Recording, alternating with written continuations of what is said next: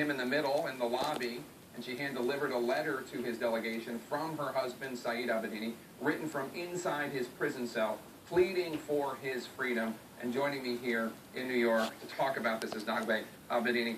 So tell me about this letter. First of all, it must have been strange, bizarre to see Rouhani and his delegation walking through. Yes, I could tell they were speaking Farsi, that they were securing the area, but I saw a big group, which I assumed Rouhani was in the middle. As I approached them, there was a few seconds of what will happen, will I get arrested, Right. But as I approached them, I was able to talk to a delegation and hand Saeed's letter over to them and introduce myself and ask them if they would make sure President Rouhani would receive a copy. And you have a copy of the letter. Yes. Can you read us part of the letter? Yes, towards the end of the letter, Saaed writes, "My wife and children, as well as over 1 billion Christians in the world, seek God's justice and your consideration of this matter.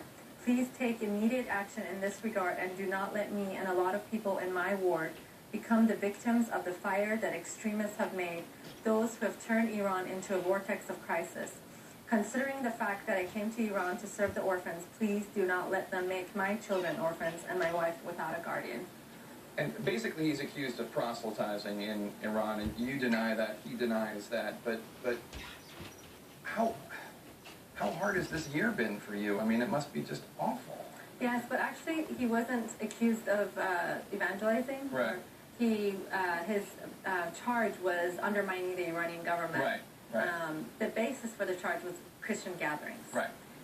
But I'm sorry, I was simplifying. Yes. Irresponsible. It has been a very difficult year. My daughter just celebrated her 7th birthday, and this is the 2nd year without him. And she said, "How many more birthdays, Mom?" And I didn't know what to tell her. And it's been very emotional. It's been a lonely road for all of us. Saeed's been in prison. I've been traveling mostly. My kids have been with people, different people taking care of them, especially my parents have helped. And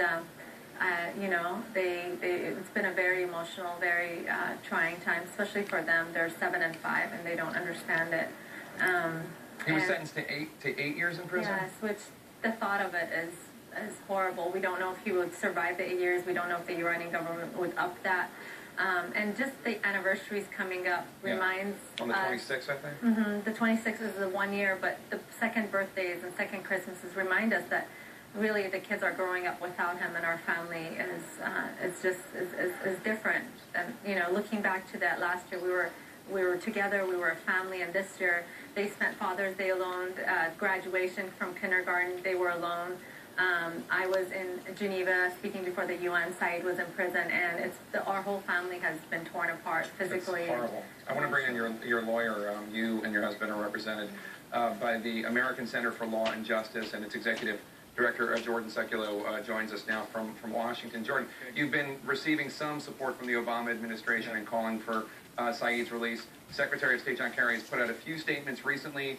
The U.S. ambassador to the UN, Samantha Power, tweeted last week, quote, "Those missing or unjustly detained, including Amir Hekmati, Saaed Abedini, and Bob Levinson, must be returned home." She's returning to 2 other Americans being held or missing in Iran. Now, you've been working on this case since it happened, basically. Right. Do you feel like Nagme and Saaed are getting enough help from the Obama administration? Well, we did believe, Jake, and thanks for having us on today, that the president, any preconditions that were set, and obviously it looks like this meeting won't be happening between the president of Iran and the president of the United States, should be, as Samantha Power, our top ambassador, the U.S. ambassador to the UN, tweeted, must be the release of Saaed and Amir Hekmati and Bob Levinson.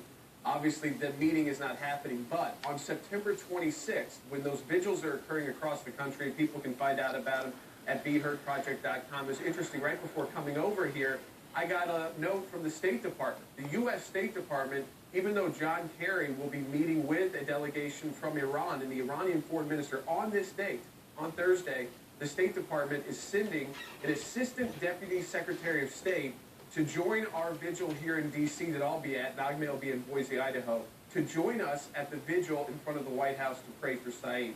So that is a very positive sign. I want to thank the State Department. I hope Secretary Kerry is reminded of Saaed when he's meeting with that foreign minister on Thursday. And I want to give you the opportunity right now. What would you say to President Rouhani if he granted you an audience? What would you ask?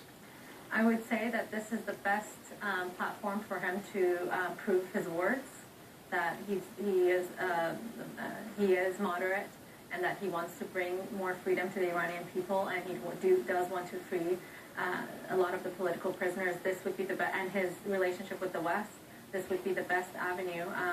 Recently, Billy Graham wrote a letter telling him the exact same thing. If you want to work, this would be the best chance for you to start working with.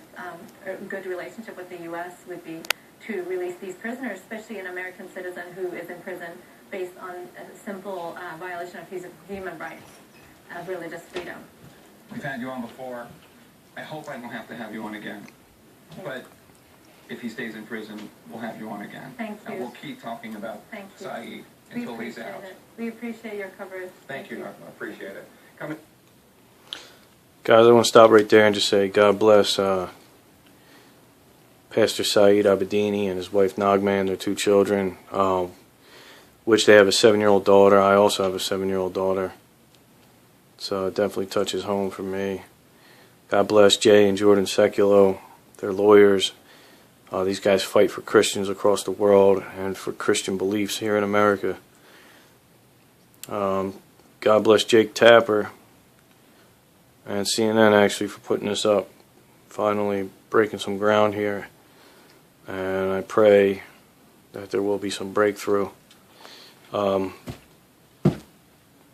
with her and with Pastor Saaed Abedini and with her Nagma,